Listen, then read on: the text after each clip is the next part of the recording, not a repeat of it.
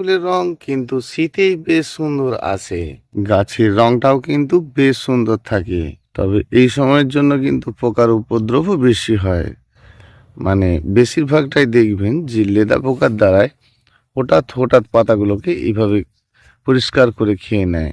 আর সেই জন্য আপনারা খুব ভালো ওষুধ হবে যদি প্রোক্লেম নামে ওষুধটি দেন আর কি। তো প্রোক্লেম ওষুধটি ভীষণ ভালো কাজ করে। তো এই ওষুধটা আপনারা যখন দেবেন সেটা কিন্তু অবশ্যই সন্ধ্যের সময়টা দেবেন, ভালো কাজ পাবেন। খুব গাছকে তাড়াতাড়ি বাড়ানোর জন্য বেশিরভাগই কিন্তু গোড়াতে নাইট্রোজেন সারগুলো কম দেবেন। সেই জন্য যখন গাছের গোড়াতে খাদ্য দেবেন মনে রাখবেন নাইট্রোজেন সার যেন বেশি না হয়। পরিমাণের অধিক হতে থাকলে জানবেন সেটা আবার খারাপ। কারণ নাইট্রোজেন সার আপনাকে একটা পরিমাণ রয়েছে, সেই পরিমাণ মতোই দিতে হবে। অর্থাৎ জৈব সার 6 রকম যদি হয়ে থাকে সেটা আপনার যেমনই হোক না কেন, তাতে আপনার বাড়ির বানানো সারও দিচ্ছেন, সেগুলোকেও জৈব হিসাবে রাখতে পারেন। কিন্তু নাইট্রোজেন সার হিসাবে যদি আপনি দিতে চান সেটি যেন 2 রকমের বেশি না হয়। গাছের পরিমাণ মতো খাদ্য দিচ্ছেন, গাছের রং ভালো আছে, তো ঠিকই আছে। কিন্তু যখন নিচকার পাতাগুলো আস্তে আস্তে হলুদ হবে, মাঝে মাঝে নিচকার পাতাগুলো কিন্তু পরিষ্কার করতে থাকবেন। গাছে খাদ্যের পরিমাণ মোটামুটি ঠিক থাকতে হবে এবং ঠিক থাকলে জানবেন কুঁড়ি কিন্তু খুব শক্ত সমর্থ হবে এবং কুঁড়ি ঝরে পড়বে না। গাছ একটু পুরানো দিনের হয়ে গেলে এবং গাছের বৃদ্ধি কম থাকলে তাহলে কিন্তু অবশ্যই পুরনো ডালকে একটু আধটু করে কাটিং করবেন। আর গাছটি কিন্তু তাহলে আবার শৌখিন হতে থাকবে, নতুন ডালগুলিও বেরোতে থাকবে। গাছে মাঝে মধ্যে কিন্তু আপনারা সাদামাছি বা মিলিবাগের ওষুধটি দিয়ে রাখবেন। সাদামাছি হিসাবে আপনারা অবশ্যই কিন্তু পেগাসাস নামে ওষুধটি দেবেন। সেটা কিন্তু পেগাসাস ওষুধটি দিলে লিটারে 2 গ্রাম করে, এবং পেগাসাস ওষুধটি দিলে সকালের দিকে দিতে পারেন, তাহলে ভালো কাজ পাবেন। তবে যদি আপনার মিলিবাগ লেগে থাকে তাহলে আপনি সোনাটা ওষুধ দিলেও আপনার কাজ হবে, না হলে কিন্তু একতারা ওষুধটা দেবেন, ভালো কাজ হবে। তবে একতারা ওষুধটি দিলে 1 গ্রামের একটু বেশি দেবেন, কারণ ওষুধের পাওয়ারটা অত্যন্ত কম, আর সেই জন্য পরিমাণে কিন্তু একটু বেশি ওষুধ দেবেন। 1 গ্রামের একটু বেশি মানে অনেক বেশি নয়, ঠিক 2 গ্রামের ভেতরে থাকতে হবে। গাছে পরিমাণ মতো খাদ্য দেওয়া, আর খাদ্য দেওয়ার পরেই গাছে মাটিকে ভালো করে শুকনো করা। আর শুকনো করলে কিন্তু মাটির মধ্যে ফাঙ্গাস যে অ্যাটাক করছে সেটা বন্ধ হতে থাকবে, এবং গাছ কিন্তু ডগা বেরোনোর পর দেখবেন বেরোতেই থাকছে, এবং প্রতিটি গাছের রং কিন্তু ভালো থাকবে। রং কিন্তু ধীরে ধীরে ফিরতে থাকবে। খাদ্য নিয়মিত মোটামুটি দিতে হবে। পুরানো ডাল একটু আধটু কাটিং করলে কিন্তু আপনার গাছ ধীরে ধীরে ফ্রেশ হতে থাকবে। দেখুন প্রতি ফুল সুন্দর হতে থাকবে, এবং একেবারে গাছের পাতা একদম মচমচে টাইপের হয়ে যাবে, মানে ধরুন ধরলেই কিন্তু ভেঙে যাবে, পাতার মধ্যে দুর্বলতা থাকবে না, একেবারে স্ট্রং এবং হেলদি হতে থাকবে। খাদ্যগুলো যখন আপনারা বানিয়ে দেন আর কি, তো সেই বানানোটাই হচ্ছে মূল ব্যাপার। আর যেগুলো আপনারা করেন সেই কাজের মধ্যে যদি ভুল না হয় সেটা আপনাকে আগে লক্ষ্য রাখতে হবে। তো যেভাবে বলছি যদি করেন ভালো উপকার অবশ্যই পাবেন। মাটিকে ভালো করে শুকনোর পর যদি জল পড়ে মাটি এত সুন্দর হয়ে যাবে, আর মাটির মধ্যে কিন্তু শেকড় নিজের থেকেই যেতে থাকবে।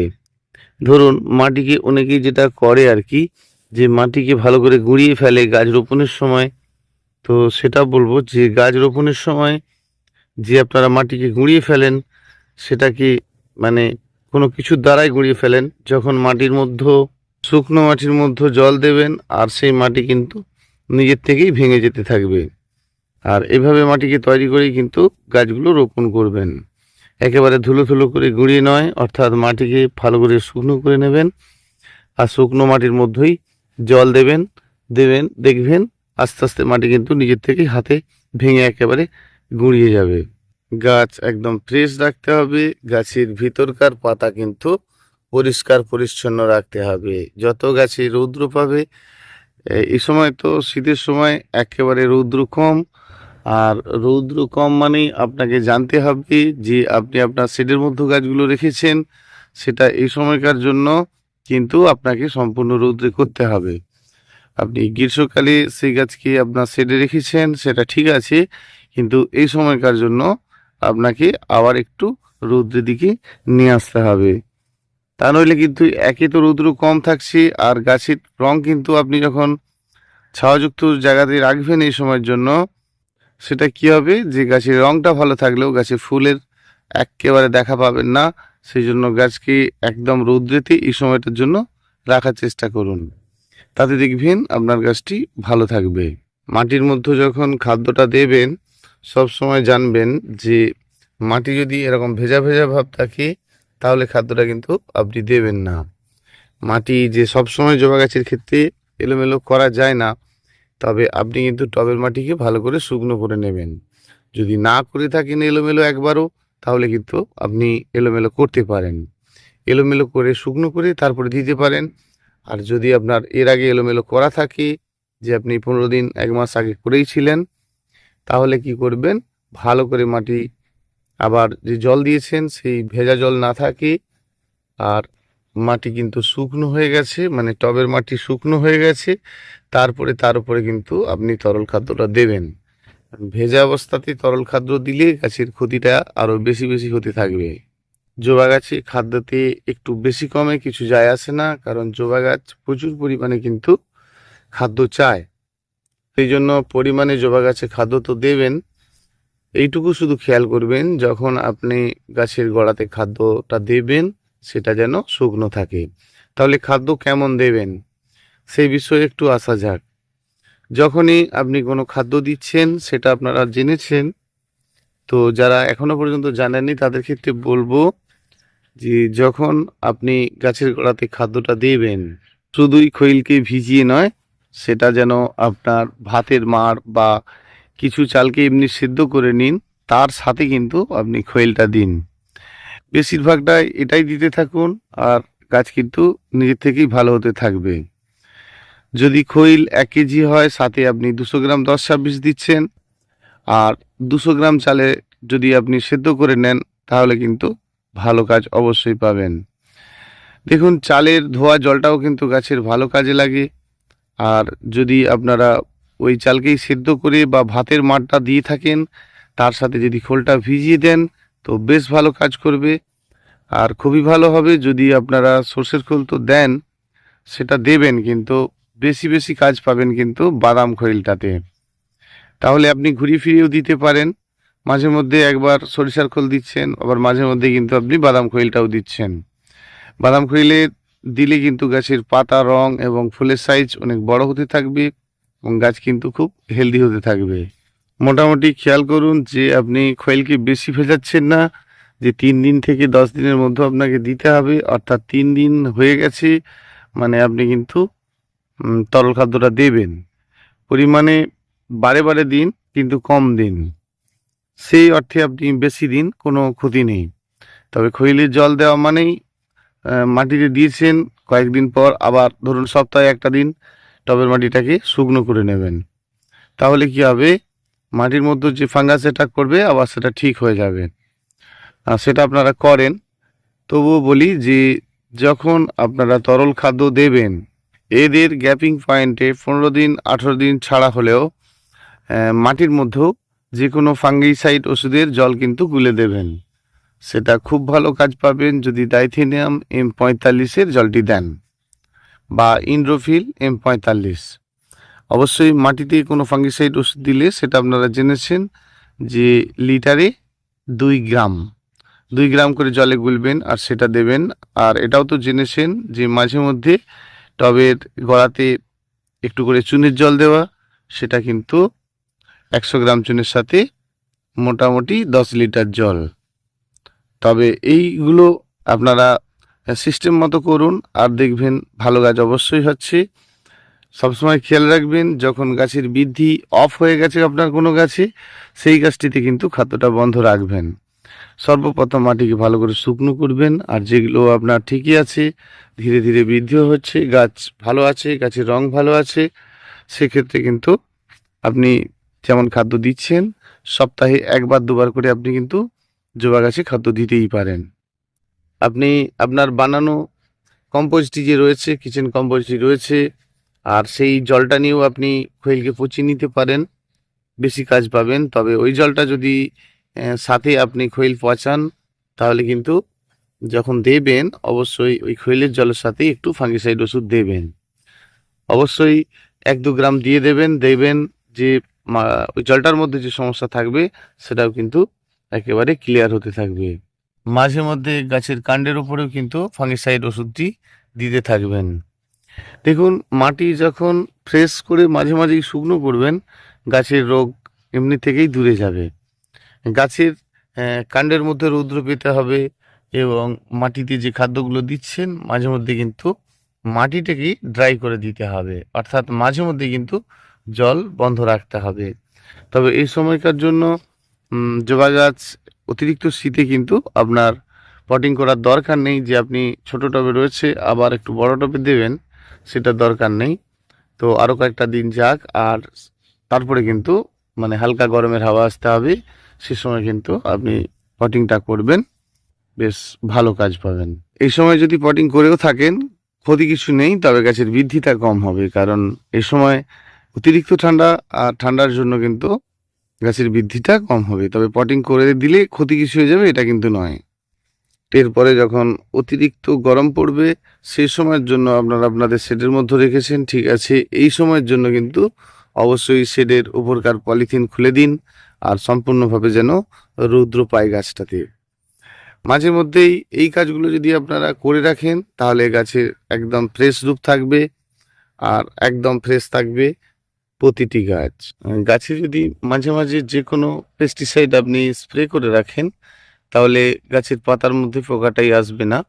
তবে সোনাট ওষুধটা যদি মাঝে মধ্যেই দিয়ে রাখেন, তাহলে গাছের ফ্রেশ, একদম ফ্রেশ থাকবে কিন্তু। আর এই সব সমস্যাগুলো একদমই থাকবে না। অনেক সময় দেখা গেছে যে গাছের পাতা হলুদ হয়ে যাওয়া এবং কালো কালো ছোট ছোট একটি পোকা, যেটিকে জিও পোকা নামে জানে অনেকেই।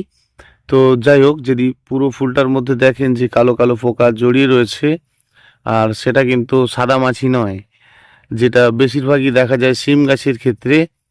তো এরকম জিও পোকা যদি ধরে আপনার গাছে, তাহলে ম্যাজিক নামে একটি ওষুধ পাওয়া যায়। ওষুধটির দাম বোধহয় 10 টাকা। তো কারণ অনেক দিন আগেই আমি দিয়েছিলাম। তো ম্যাজিক ওষুধটা আপনারা দোকান থেকে ম্যাজিক নামে ওষুধ নেবেন, যে ছোট্ট একটি পাতা, 10 টাকা দাম, প্রায় 5 লিটার জলের সাথে কিন্তু ওটা দিতে হয়। তাহলে সেটা দিলে কিন্তু আপনার পাতার মধ্যে ওই জিও পোকাটা একদমই থাকবে না। পাতার মধ্যে কালো কালো দাগ হয়ে যায় অনেক ক্ষেত্রে, যে পাতার মধ্যে কালো কালো দাগ হয়ে যাচ্ছে। আর পাতার মধ্যে কালো কালো দাগ হয়ে যাওয়া মানে আপনাকে দেখতে হবে যে উপর থেকে গাছের উপরে কোনো গাছের জল পড়ে কিনা। তাহলে ওই স্থান থেকে আপনাকে গাছটাকে সরিয়ে দিতে হবে এবং ফাঙ্গিসাইড ওষুধ কিন্তু দিতে হবে। তাহলে ওই সমস্যাটাও থাকবে না। অনেক সময় দেখেন না যে গাছের কাণ্ডগুলো একদম কালো কালো হয়ে ধরে যাচ্ছে, তো সেক্ষেত্রে বলবো যে অবশ্যই একটু ফাঙ্গিসাইড ওষুধ দিন এবং রৌদ্রেতে রাখুন, আর গাছ ফ্রেশ থাকবে। আর জবা গাছে যে সমস্যাগুলো বেশি বেশি আসে, সেটা হচ্ছে কিন্তু আপনার হোয়াইট মাইট, মানে মাইট পোকার যে সাদা পোকা বা সাদা মাছি, এগুলো একটু বেশি আসে। সে ওষুধ তো জানলেন, ওটা দিলেই আপনাদের চলবে।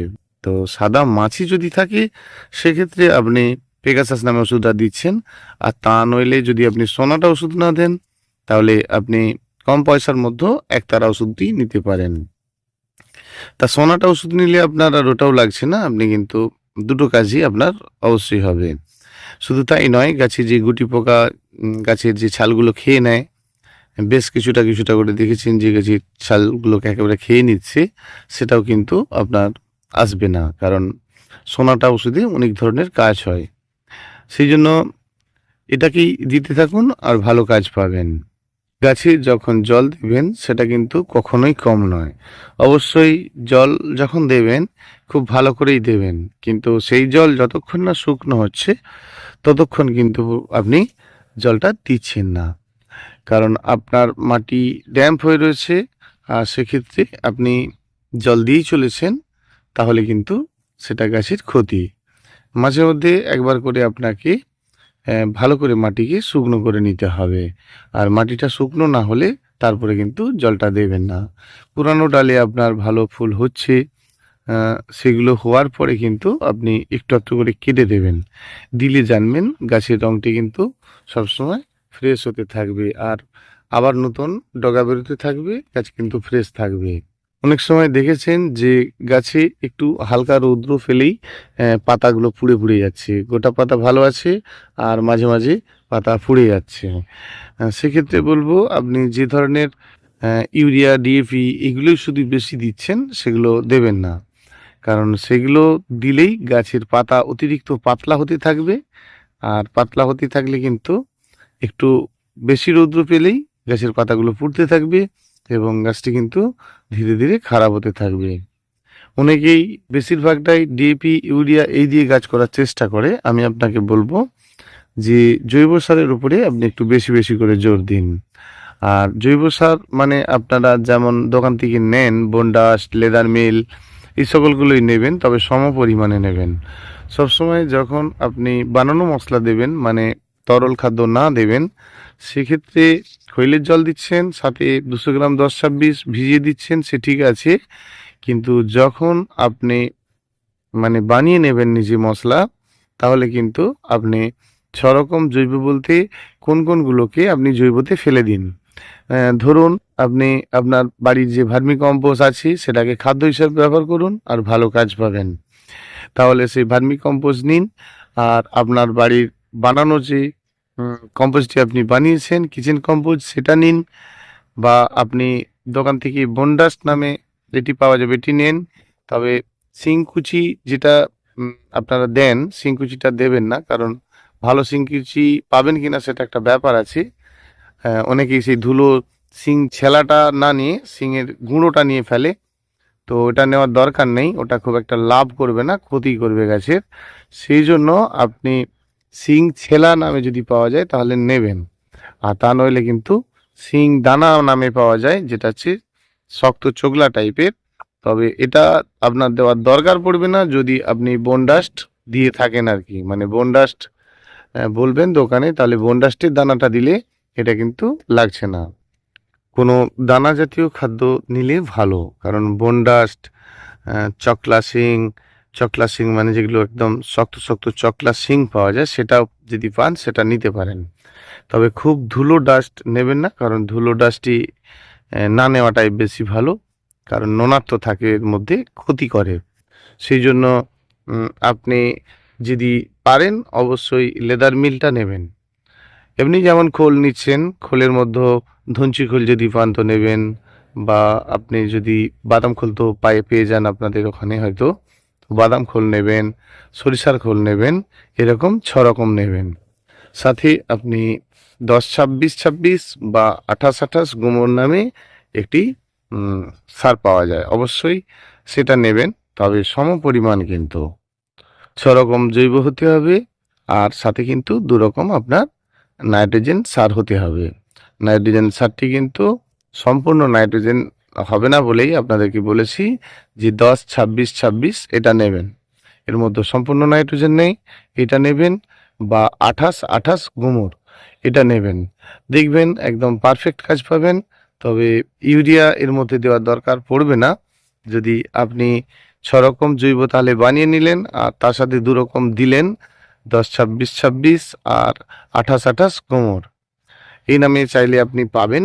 যদি না পান, যেটি ধরুন আপনি 28-28 গুমর পেলেন না, তাহলে আপনি অন্য কিছু একটা নিন, সেটা আপনাকে দোকানদার সিলেক্ট করে দেবে। বা ডিএপি নিন, তাহলে 2 রকমের বেশি কিন্তু নয়, সবকে নিয়ে কিছুটা মাটির সঙ্গে মেখে ফেলুন।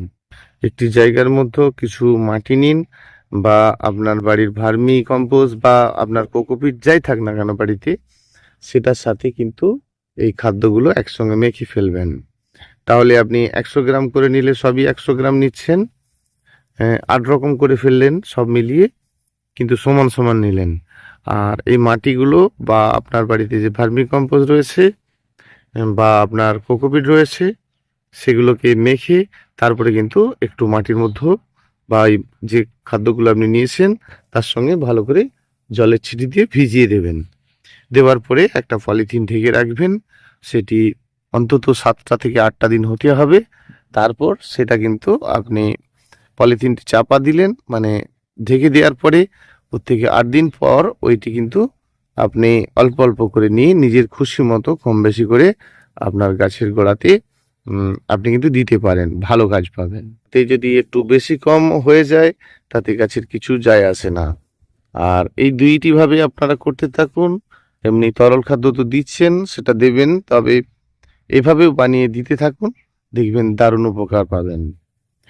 বন্ধুরা, অনেকটা সময় দিলেন, আবার আসবো আগামীকাল। ভীষণ ভালো থাকবেন, এভাবেই সময় দেবেন আর একটু একটু করে বলার চেষ্টা করব। যদিও এই বিষয়গুলো বলেছি এর আগেও, তবুও বারে বারে স্মরণ করে দেওয়া এবং গাছের সম্বন্ধে জেনে নেওয়া। আর বারে বারে কিন্তু আমরা যদি জেনে নিতে পারি তাহলে এই কাজগুলো একেবারে ক্লিয়ার হতে থাকবে এবং আমরা কিন্তু সঠিকটা অবশ্যই করতে পারবো। অবশ্যই বিষয়গুলো এভাবে করুন, প্রতিটি বিষয় আপনারা এভাবে করতে থাকুন আর গাছ কিন্তু সুন্দর হতে থাকবে এবং গাছে ভর্তি ফুল আপনার হতে থাকবে। সময়ের সাথে সাথে আপনাদেরকে এভাবে আপডেটগুলো দিতে থাকবো আর জানতে পারবেন গাছের বিষয়, প্রতিটি গাছের বিষয়, কিভাবে সুন্দর করে গাছ কিন্তু আপনি গড়ে তুলবেন। আর সবসময় যদি না বুঝতে পারেন তাহলে ফোন করে নিতে পারেন। ফোন নাম্বার জেনেছেন, 9609456194। নমস্কার বন্ধুরা, ধন্যবাদ।